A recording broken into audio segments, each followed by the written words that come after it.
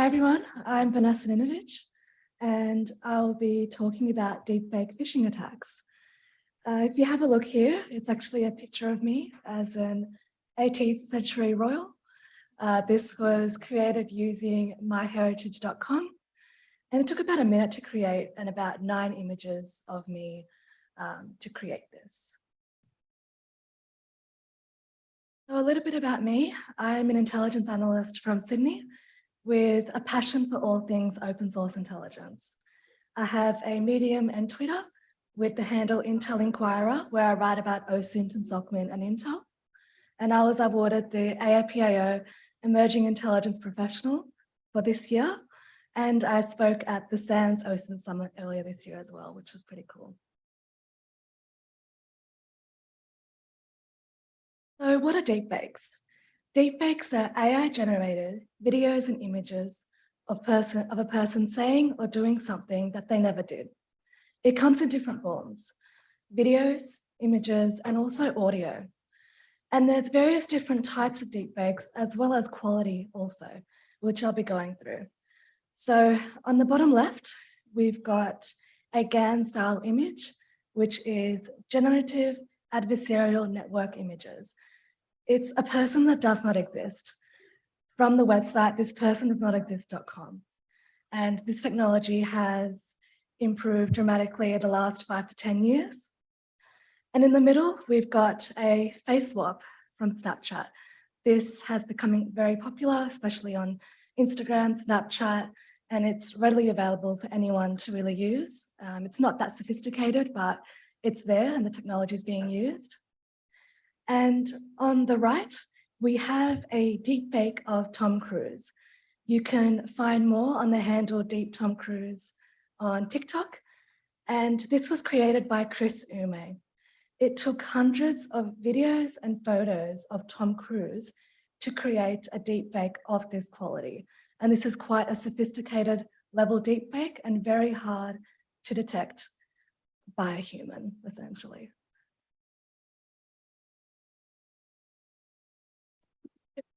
Phishing is, it's a type of social engineering used to trick a person into providing sensitive information or deploying malicious software. In 2021, 83% of Australian businesses reported experiencing phishing attacks. Most of them were emails, and phishing can be hard to detect by humans, but so are deepfakes. They're really hard to detect at times. And this is kind of like a match made in heaven, phishing and deepfakes. So deepfake phishing. Deepfake phishing is using AI and using deepfake technology in order to deploy a phishing attack. It can be a video, audio, or image, and to trick them for the same reasons as usual phishing. So extracting sensitive information or deploying malicious software. And it relies on impersonation, and deepfakes are impersonation on steroids. So you've got your standard phishing, impersonating humans, impersonating companies. Deepfakes are doing that also. Also, we've got threat actors currently discussing deepfakes, the current tools and techniques available online by the dark web and also the clear net also. And we've got an example here pictured on the right of a possible phishing email, noting that some people do actually link their voicemails with their emails. So you've got here the caller ID, you've got an audio deepfake. It looks quite legitimate, but when you click on it, it can have malicious software, for example. So the current landscape. I had a look at VMware's threat report for this year, and 2/3 of respondents saw deepfakes used as part of an attack. The majority of attacks were deepfake videos and were deployed via email, followed by a text message. And new platforms are increasingly being used for these attacks, including third-party meeting applications and business collaboration tools also. So think about Slack, think about Microsoft Teams, Skype, all those kinds of softwares. And 47% of attacks targeted the IT sector. A lot of you possibly working in IT, this shows that deepfakes are moving from purely misinformation and disinformation to something a lot more and is of concern. And there was a 13% increase of deepfake attacks reported. So it is happening. It's here, it's happening now. It's not something that's going to happen in 20 years' time, and it's something to talk about and raise awareness about. So there's two types of deepfake phishing. There's real-time attacks and non-real-time attacks. Real-time attacks are sophisticated, and if you look at real-time phishing attacks in general, they rely on the sense of urgency, of imaginary deadlines, imaginary ramifications if you don't action it right now. And we're seeing that with deepfake phishing also. So think about a phone call or a video phone call, a FaceTime, for example, they will use the same tactics for it to be effective. And you've also got non-real-time attacks. This is quite polished. It can be cast to a wide net as opposed to the real-time attacks where it's like a phone call to one person. Instead of doing that, you can send it like, a fake invoice to an entire finance team and kind of hope for the best and use deepfake there. And it also reduces the pressure for them to respond in real time also. I'll go through a few case studies with you of what's actually happened in the past. In 2019, there was a high-profile case where cybersecurity criminals tricked the CEO of a UK company to wire $250,000 to the firm's parent company. Now, the head of that parent company is German, and they actually were able to use audio manipulation tactics to create a German accent. And this was what was really effective in generating this result of actually having that money transferred. And we've also got another example here, Michael McFaul, who is previously the US ambassador for Russia, recently in October reported that there was a deepfake, a FaceTime impersonating him, where she said it actually looked and talked like him. It was a deepfake, which is quite concerning. He mentioned it was a weapon of war. I mean, we may see more of this in the future as well.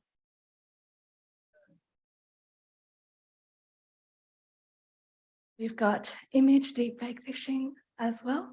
So threat actors in North Korea created several fake LinkedIn profiles, and it was targeting InfoSec professionals. So they made themselves look like an InfoSec professional. They created InfoSec blogs, and they were distributing these blogs to Google employees. They were targeting Google in particular. And these blogs actually had malicious software, and they were able to actually get access to the security researcher's machine. And the way they did this was they looked up the DEF CON conference in Vegas, which is very popular amongst the InfoSec community, and they photoshopped a random person's face into that individual who went to DEF CON. So you've got a bloke here wearing the DEF CON lanyard, a DEF CON shirt, looks legitimate, right? They're creating InfoSec blogs, but this was a fake. And this technique is called cheap fakes because it's using cheap tools and techniques like Adobe or Photoshop to generate these images. And it's actually quite effective when miscontextualized.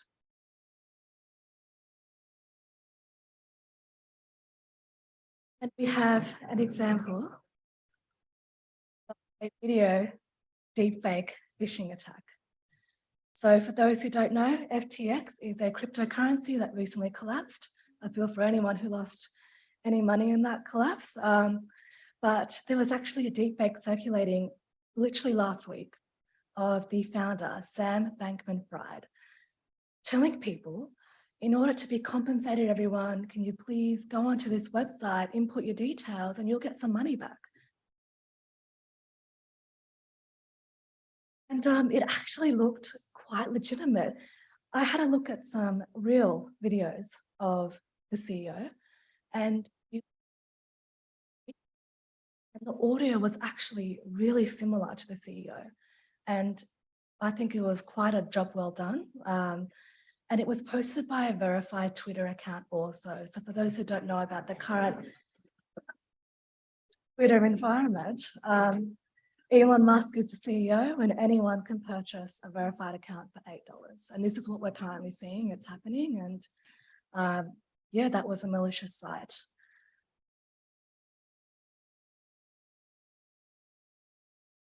So the future of AI, we've talked about what currently exists in terms of the capabilities of deepfakes, images, videos, audios, but what's going to happen in the future? So currently we're seeing a huge trend in text to image, AI generated images. And we've got one pictured here, a photo of a dog riding a bike in Times Square wearing sunglasses and a beach hat.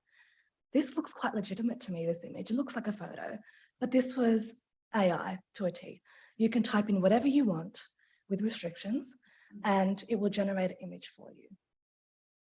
Nina Schick, who is an expert in deepfakes, stated that by 2030, 90% of online content may be synthetic. We are already seeing this with the rise of this text-to-image imagery. And in 3 years' time, she predicted that it's possible to create Hollywood-level deepfakes with a laptop. So when you look at that deepfake of Tom Cruise I talked about earlier, that was highly sophisticated. It took hundreds of images and videos of Tom Cruise, and there was a reason why they chose Tom Cruise for that purpose. And think about in 3 years' time, someone creating a deepfake of that quality with their own laptop, which is quite concerning. There's also going to be a trend of less photos being used to create a deepfake of that quality. Instead of hundreds, it might be 50 in the future, and they'll go down to 10 and then to 5. And if you look at that image of me in the beginning as an 18th century royal, that only took 9 images of me. So that's something to keep in mind.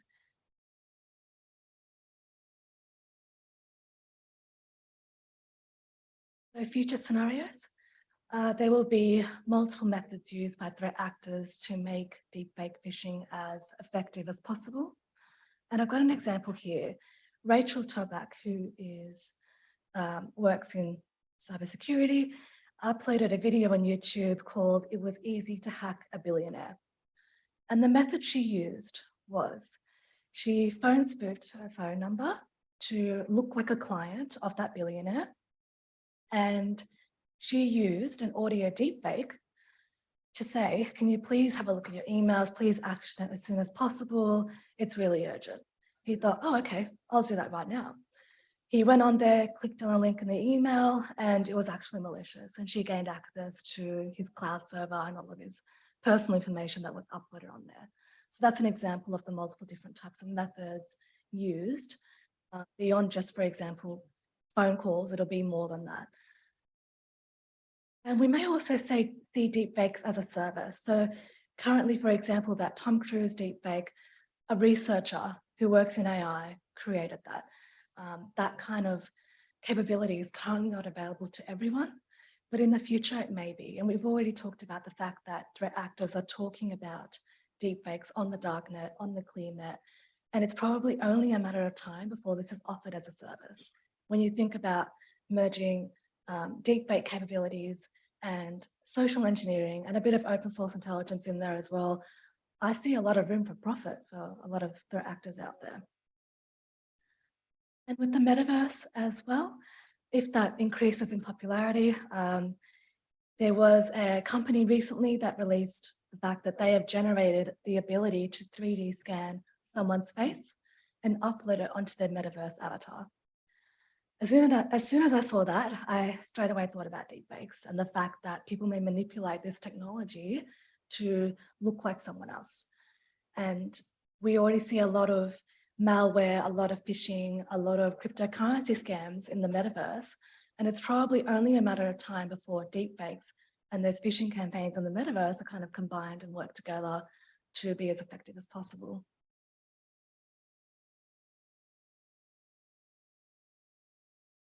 I'd ask, what is phishing? Phishing is Zoom-based deepfake attacks, and experts predict that it will occur more frequently in the future. And there is a case study here. So in July 2022, there was a group of hackers that were able to impersonate a CEO at Binance using a deepfake in Zoom. And we've got on the right here messages exchanged between 2 people on LinkedIn saying, "Hey, was that you?" And it actually wasn't. It was a deepfake, and obviously a realistic one. And on the left here, we've actually got a court case that recently happened during the pandemic in Texas, where a lawyer didn't know how to remove the cat filter. So we had to legally state, I'm not a cat.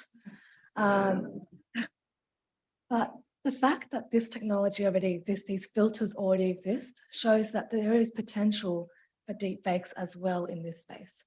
And, with that cat filter, the lips of the cat as well as the audio were kind of in sync as well, the eyes as well, like it looks kind of realistic. So we'll see what happens there, but this is what experts predict as well.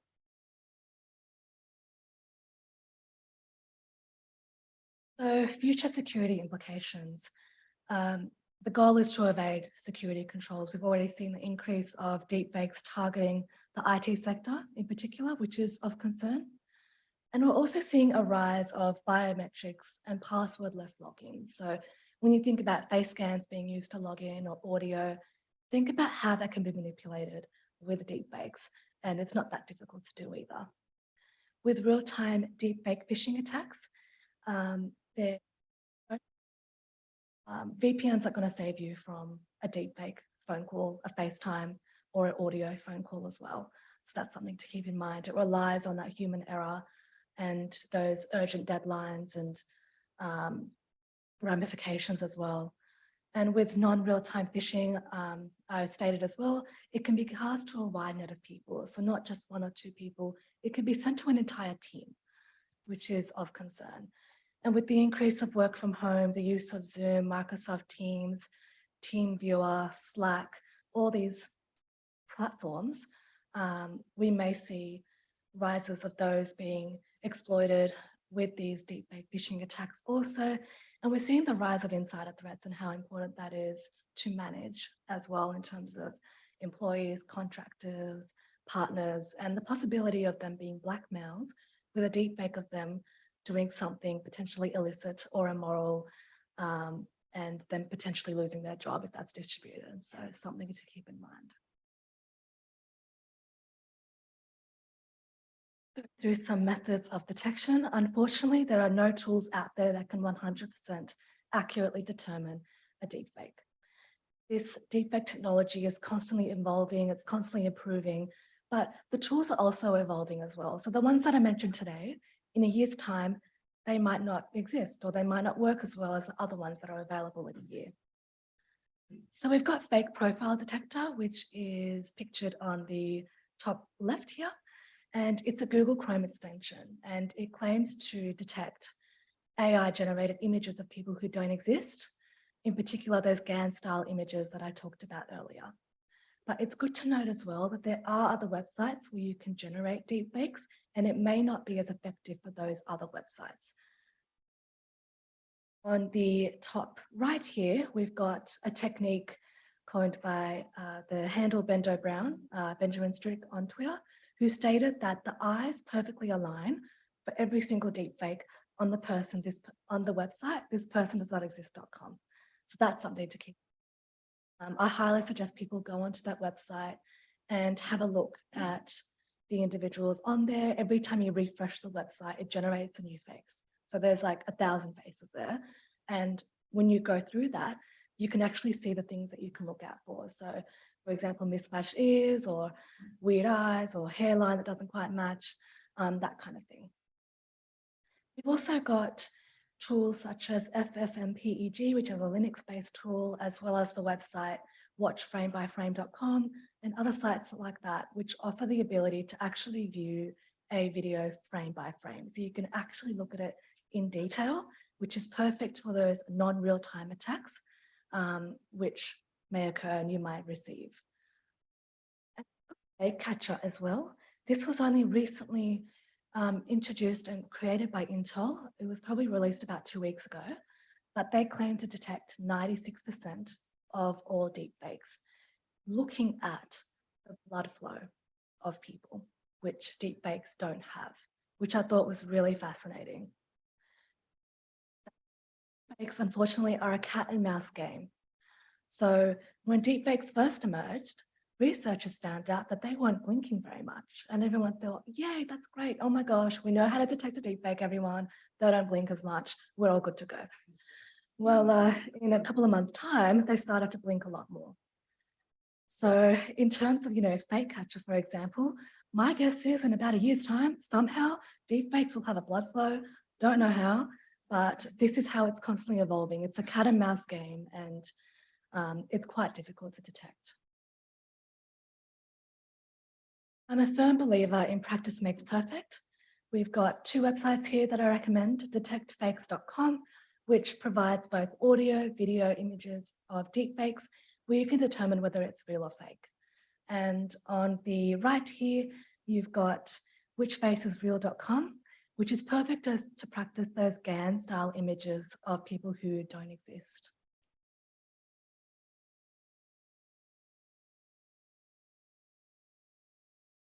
Now, OPSEC is actually quite important.